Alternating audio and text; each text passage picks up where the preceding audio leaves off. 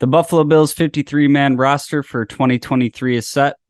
We're going to break down who's on the roster and who didn't make it on this week's episode of TWB. You are now listening to the Watering Buffalo podcast with your hosts, Justin Goddard and Andrew Chang.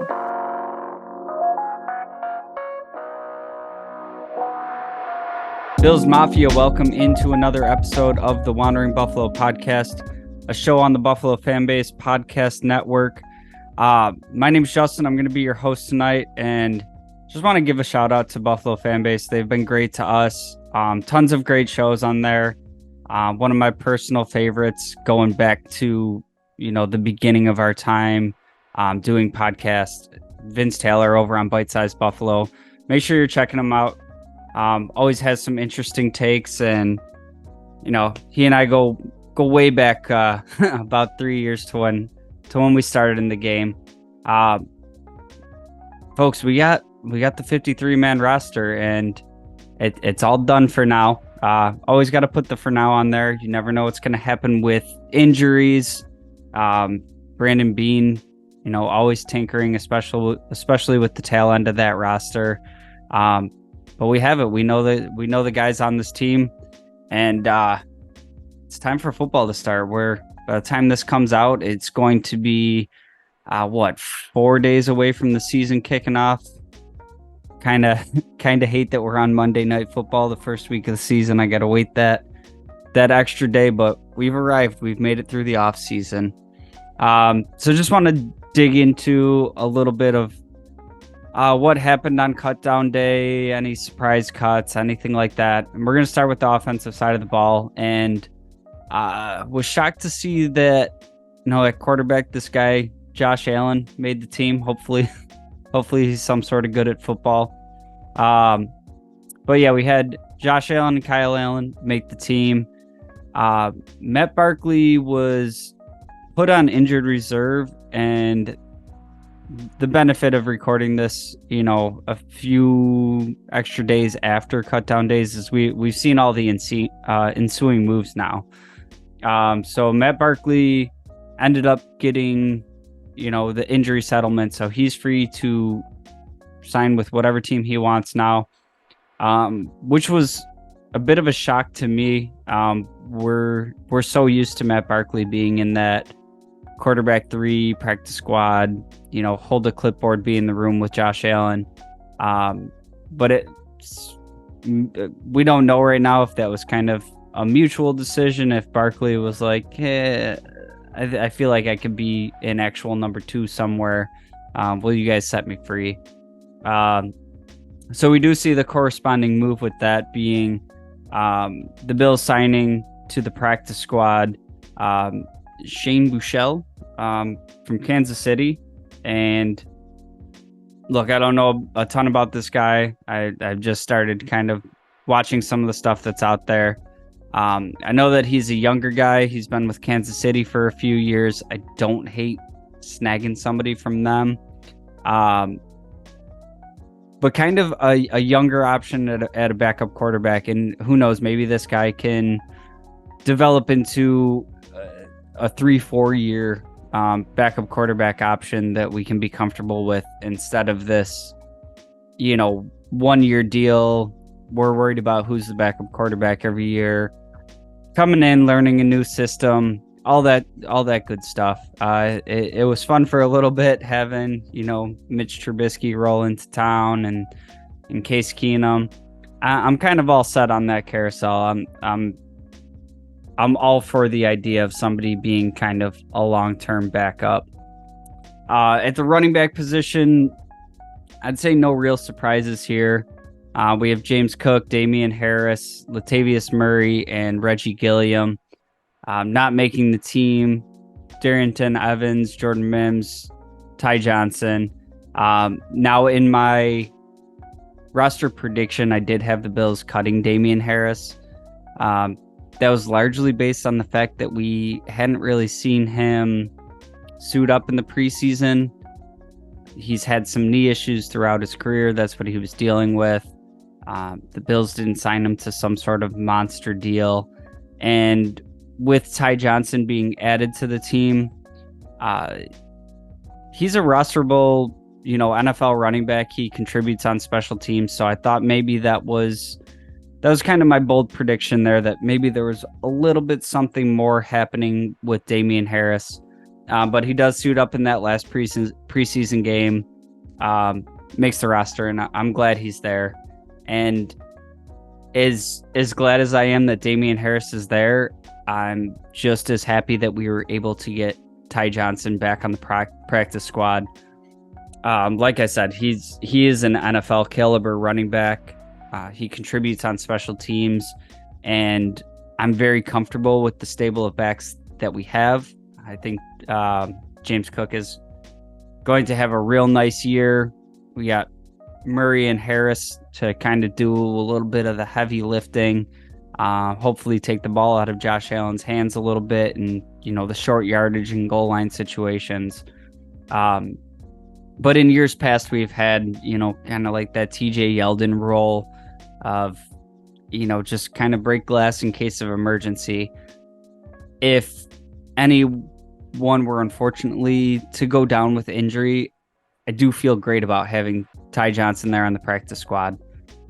So kind of surprised that we were able to get him back, but really excited to have him kind of stay in the pipeline right now. At tight end, no real surprises to me here. We had Dawson Knox, Dalton Kincaid, and Quentin Morris make the team. I thought there might be a little bit of a conversation about Quentin Morris, but at the end of the day, he's been in the system for a while. He contributes on 4 phases of special teams, and then between Joel Wilson and Jay Sternberger, Jay Sternberger was a guy that I liked when the Packers drafted him. I believe he was a 3rd round pick, 4 or 5 years ago, something like that. I thought he might make this a little bit more of an interesting conversation at the tight end 3 spot. He ends up getting beat out by Joel Wilson. Joel Wilson ends up on the practice squad. Jay Sternberger, only stopped by for a cup of coffee. So I guess maybe that tells me something. I mean, through the preseason games, I did think Wilson was outperforming Sternberger. So really excited about, obviously, Knox and Kincaid. Comfortable with the depth that Quentin Morris provides. And we'll see down the road with Joel Wilson. Say the kind of one of the positions I was watching the most was the wide receiver position. Just with how chalk the top 5 were, are we going to keep 6? Are we going to keep 7? All kinds of cuts here. I'll save you kind of some of the names, and the top 5 were chalk as we expected. Stephon Diggs, Gabe Davis, Deontay Hardy, Khalil Shakir, Trent Sherfield. And at wide receiver 6 is where I was really watching this battle. And Justin Shorter ends up making the roster, and not something that's all that surprising, right? He was a draft pick this year. Obviously just a physical specimen. And we were kind of watching that. Did Andy Isabella do enough to kind of get that wide receiver 6 spot? And he does end up getting cut, but the Bills were able to get him back on the practice squad. And very similar to Ty Johnson here. I feel really good about the fact that we were able to get Isabella back on the practice squad. And, I know it hasn't really worked out for him so far in his career. But like super comfortable with our 53-man roster depth, and to have that guy already in the building. We obviously saw, some injuries rack up last year.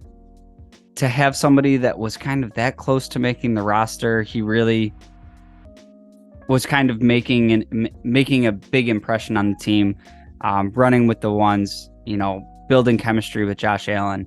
It's just great to know that he's in the pipeline. And this kind of reminds me of a few years back when we're going into playoff game, and Gabe Davis was a little bit hobbled, and we had added Kenny Stills to the practice squad and everything. If Gabe's not 100%, put Kenny Stills out there.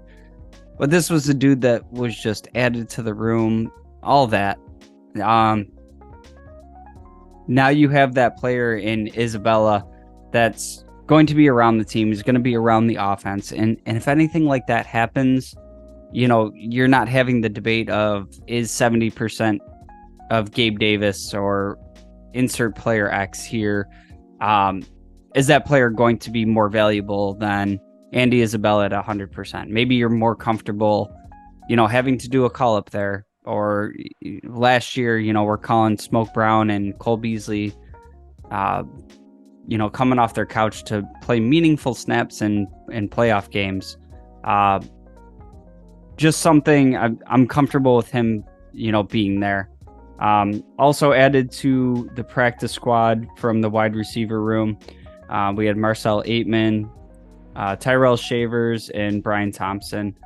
And I thought, going deep into the depth here through the preseason, I feel like we saw all those guys have moments. So really nice to see them also on the practice squad. And similar to Isabella, where we kind of saw some progression out of them and saw some promise from them through the preseason. So nice to have those guys around. Hopefully, everybody can stay healthy and we don't ever have to see them play. But guys that have been in the building, guys that we can feel comfortable with. And then moving into the offensive line, kind of not a ton of surprises at the top for me here. I guess kind of the surprises for me came, prior to cutdown day. We unfortunately have the Tommy Doyle injury. Brandon Shell up and retires. I will say I'm glad he decided to do that before the season started. Didn't pull Avante Davis on us. But your starters, Deion Dawkins, Connor McGovern out there practicing again, so hopefully he's ready to go week 1. Mitch Morse, Osiris Torrance getting the nod with the ones. So really excited to see that. Glad he was able to make an early impression and we can start seeing what he's got. And then Spencer Brown. And then the backups, David Edwards, Ryan Bates. These were the two surprises to me in Alec Anderson and Ryan Vandemark. A couple younger dudes that I thought were kind of balling out in preseason, and it was kind of coming down to, Quessenberry, Nick Broker being a draft pick this year, Ike Butker, somebody that we've stuck with. He had an Achilles injury. He's kind of been with the team for a while. And Alec Anderson, Ryan Vandemark, and then even going into the practice squad, Richard Garage coming back, Greg Mance, who he's been around the system. He has a little versatility, but kind of, to me, seemingly an acknowledgement from the coaching staff, from the front office. Like, these dudes, Quessenberry, Butker, some of these guys that have been around for a while, just knowing that there's an opportunity to upgrade there and kind of rolling the dice a little bit on some of these younger guys. So able to get Richard Garage back to the practice squad, that's one I'm kind of excited to stay in the building. And also go out after cutdown day and bring in Jermaine Effetti, who's kind of that replacement role for Brandon Shell for me, of kind of just keeping the floor. Seeing what happens with Spencer Brown, I think he's going to be given every chance to lock down that starting right tackle job. I think they really want him as a team to succeed, but kind of having that emergency backup plan, a guy who has a ton of starts in the league, and kind of if things with Spencer Brown don't kind of get to a consistent plateau level. It's still kind of up and down roller coaster ride. You do have that raised floor on knowing what you have in the room. So I love that they went out and they were able to kind of replace that Brandon Shell role, and to be able to do that this deep into the offseason, like right before the season starts up. Offensive linemen are hard to find in this league. You know, it's a problem across the league, and to get a guy like that feels like he can make an impact if called upon.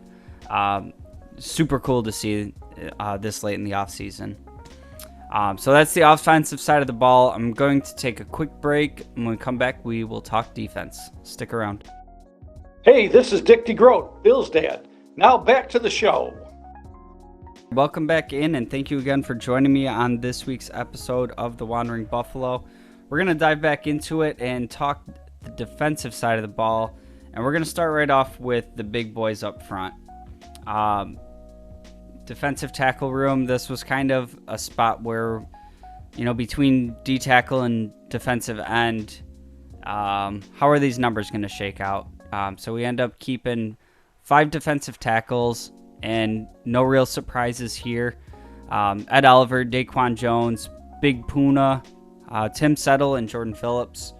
One of the things that I love about this particular position is the guys that we were able to bring back to the practice squad, and Kendall Vickers, and a guy that I've been really excited for, Eli Anku. And I don't know, Eli Anku, to me, I feel like I've seen enough from him, not just this offseason, when he's been called upon in spot duty. He's somebody that it's almost like a Justin Zimmer for me back in the day, of like, you know, if we have to call upon him for a game or two, like, I'm really excited about who he is as a player. And it's not like, to me, it's not like if you have to call a guy up from a practice squad, you're like, oh God, it's Eli Anku. Like, he inspires some confidence for me. So how there's, you know, 31 other teams across the league that don't think he's better than the 6th man in the room, I don't really understand. I feel like he could be like a rotation 4th or 5th guy on a roster. But we were able to bring him back, so really excited about that. Defensive end is kind of the other side of that coin, where we're seeing where the numbers happen. And obviously, kind of real early in the day, we saw the Boogie Basham trade headed over to the Giants, and honestly, not a move that I didn't see coming.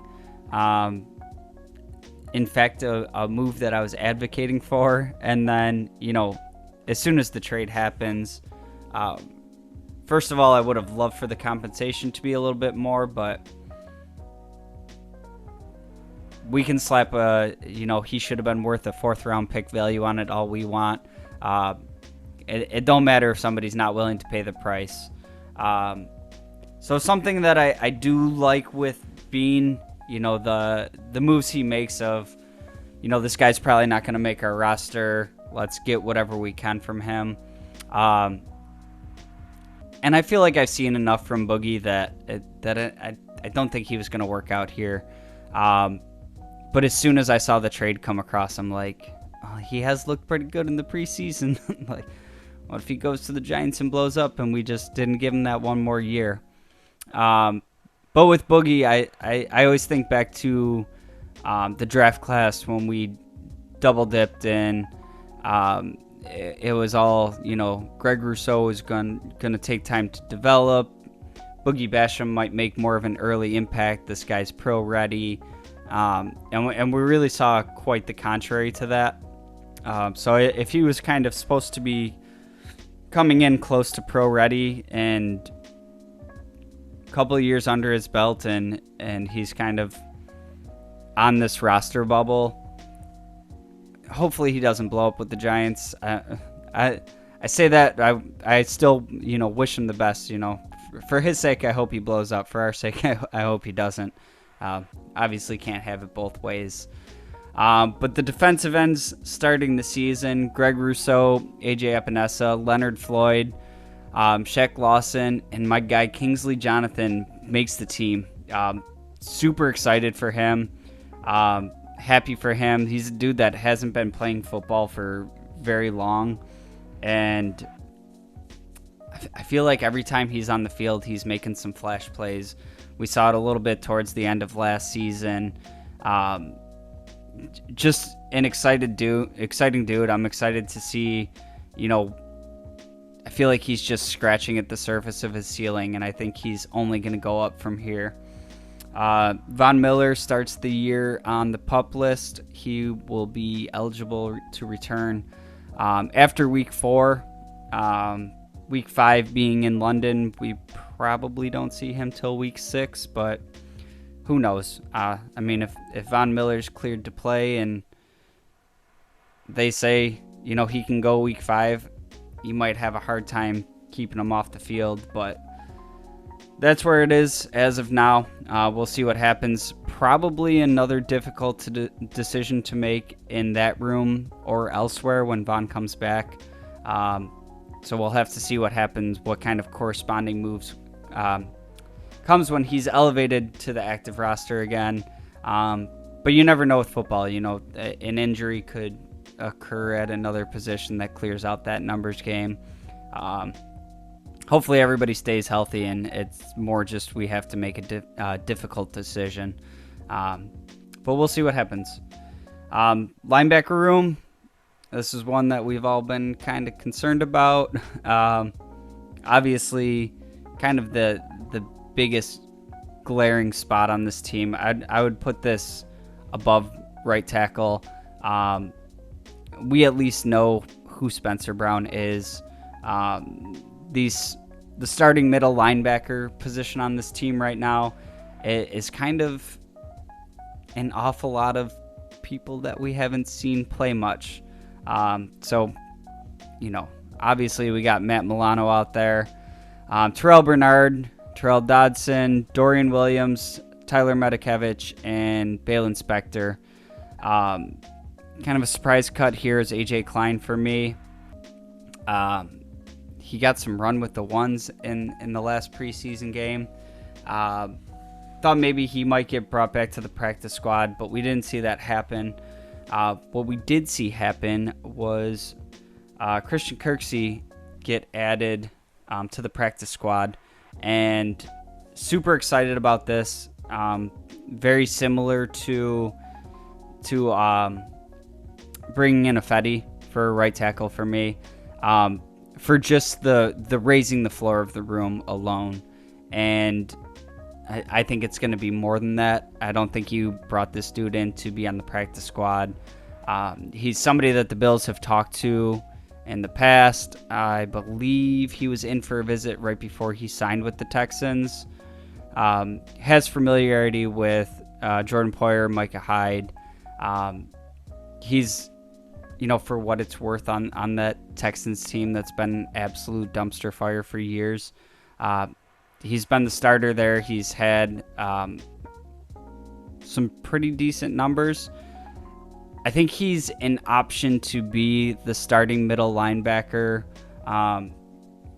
maybe by 3-4 weeks into the season when we see what shakes out. And who knows? Terrell Bernard might come back healthy. He's practicing again, and maybe that's the option at middle linebacker. I don't think Dodson's the answer long term, and I don't think Kirksey's just going to sit around on the practice squad. I think he's going to play a factor into, some meaningful snaps throughout this season. The cornerback room, probably the room with the least surprises to me. I mean, everybody that made the roster, I don't think you would have expected to not make the roster. Trey White, Kyer Elam, Taron Johnson, Dane Jackson, Christian Benford, Saron Neal, and Cam Lewis. And Cam Lewis was kind of maybe the guy for me here that might have been on the roster bubble. But I thought he had a great preseason. kind of has in the past, they've been trying to cross-train him at safety, so maybe a little bit of positional versatility there. Between him and Saran Neal, both are going to contribute on special teams. Alex Austin, unfortunately, gets cut and, picked up, didn't clear waivers. Same thing with Nick Broker on the offensive line. And, just a little tangent here. Another year of us taking, late round picks that we're not able to even get them to clear waivers to come back to the practice squad. Personally, I think that, there should be some sort of rule put into place that you get at least a year with these dudes on the practice squad that somebody can't touch them. They've been in the building for a few months, a total of probably 20 days of practice, and you have to, you decided to invest in these players, and you get 20 days to look at them before they can be gone. We saw this happen with the first one coming to mind is Wild Goose. I know there was more. There's been I forgot who put it up. Somebody put a stat up on Twitter of the Bills have the most players claimed by another team off their waivers over the last 4 years. So probably a little bit of, seeing the success the Bills are having, especially their ability to hit on late round picks. But yeah, kind of sucks that we only get to look at these guys for a few months and they're just gone. So Roger Goodell, NFLPA, if you're listening to this, which I highly doubt, but figure it out. Give all these teams at least a year to look at these guys. That's my soapbox on that. But the other two cuts here, Jamarcus Ingram and Kyron Brown, both of them able to be brought back to the practice squad. And Jamarcus Ingram is the one I'm really excited for here. I think that dude's a baller. I think he had a great preseason and would on a lot of teams, be able to make the roster at least as kind of a reserve guy. As it stands with the Bills, we kind of have this logjam at cornerback too that we're already trying to figure out between Benford, Elam, and Dane Jackson. Ingram is kind of somebody that I could see a year or two for now as we have to make, different decisions with the roster. I could see him coming in and kind of being a depth guy there. Dane Jackson was only brought back on a 1-year deal. So this time next year, I think there's a good chance that we're talking about Jamarcus Ingram making the roster. And then finally, the safety position. Obviously, Jordan Poyer, Micah Hyde, Taylor Rapp, and Damar Hamlin rounding out the fourth spot. And look, I didn't have any doubts that Damar Hamlin was going to make this roster. I don't know how, obviously the NFL is a business. You're going to do your absolute best to put the best guys out there. Personally, if that was me trying to make I got to put the best guys out there decision and Damar Hamlin wasn't one of them, I would have a really hard time doing that. How are you going to be the team that would cut him right now? But I was really glad to see throughout the preseason that it doesn't feel like that was, why the move was made at all. Hamlin looks like he picked up right where he left off. He's flying all over the field. But the only thing I can really say about him is he's kind of over-aggressive to a point, and sometimes that causes him to, whiff on a play.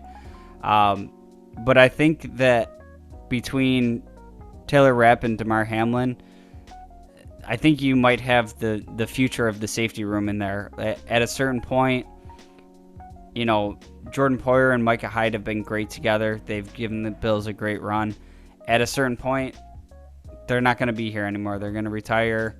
And it's kind of nice to have a possible plan in place so you're not losing two gigantic pieces of your roster there. So Taylor Rapp, I've talked about in the past. not only having a role this year, but being a possible, successor down the road. And DeMar Hamlin was kind of on that trajectory. Obviously, last year happened and everything was thrown into question. He came back and he looked good this preseason, so I would have had a hard time cutting him either way, but I thought he really went out there and earned that roster spot. So the cuts there, Jared Maiden, Zane Anderson, and Dean Marlowe. And then lastly, the specialists, there was really no questions here. Tyler Bass, Sam Martin, Reed Ferguson, giving us his yearly quote-unquote scare. Cut and came back the next day again. A tradition like none other. And that's it. That's the 2023 Bills. Look, next week we talk. It's going to be game week. So first opponent is the Jets. The obvious, class of the AFC East because they got Aaron Rodgers, blah, blah, blah, Super Bowl favorites, all that, blah, blah. Got them next Monday night. Show them who the Kings in the East are. Until then, we'll talk about that game next week. And until then, go Bills. Regular season's here.